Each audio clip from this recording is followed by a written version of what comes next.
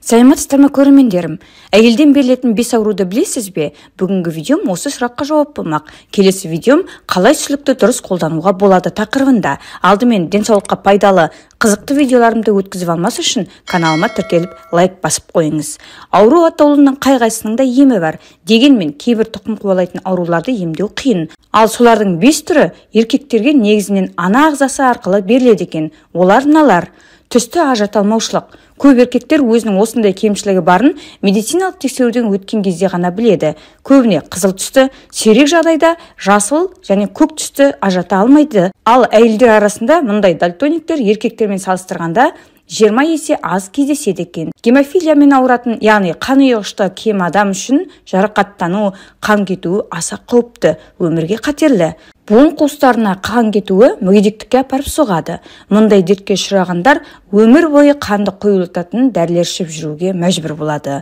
Ал әйелдердегі гемофилия ауыр жарақат алғанда, ауыр босану кезінде, ауыр операциялар кезінде ғана білінуі мүмкін. Үшінші, дюшен дистрофиясы деген бар. Бұлшықеттердің дұрыс жетілмеуіне соқтырады. Оған қажетті ағуы жетіспейді. Ұл бала 10-12 жасында әбден әлсіреп өз бетімен жүруден қалуы мүмкін. Бұған да ана ағзасы арқылы берілетін хромосома кінәлі.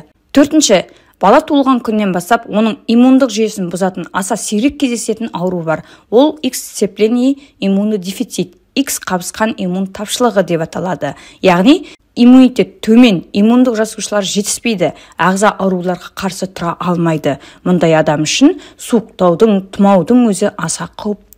Бесінші, Мартин-Белл синдромы кезінде X хромосома тым әлсіз. Олардың бөлінуі кезінде бір кішкентай бөлшегі сынып қалады деп жазады Ауырмаңыз газеті. Осыдан баланың ақыл есі жетілуі тежеледі. Қысқасы, ер балаға ана арқылы әйел генотипіндегі X хромосоманың бөлшегі беріліп, аталған аурулар осыдан туындайды. Жалпы, әйел мен еркекте генетикалық деңгейде бір ғана жұп жыныстық хромосома айырмашылығы бар. Әйелдерде X хромосома 2, ал еркектерде ол 1. Екіншісі Y хромосома. Хромосома құрамында қандай гендер кіретіне адам денсаулығына тікелей тәуелді. Егер әйелге дертті X хромосома берілсе, ондағы көпшілігі көп жағдайда екінші X хромосоманы жояды, ауру білінбей кетеді. Ал егер ұл балаға мұндай кемшілігі бар хромосома берілсе, оны Y хромосома жөндей алмайды. Жоғарыда аталған аурулар осыдан туындайды. Бүгінгі видеом осындай. Келесі қалай сүлікті дұрыс қолдануға болады тақырыбындағы видеомды өткізіп алмас үшін каналыма тіркеліп қойыңыз. Видео ұнаса лайк басып пікір жазуды және достарыңызбен бөлісуді ұмытпаңыз. Келесі видеоға дейін сау болыңыздар.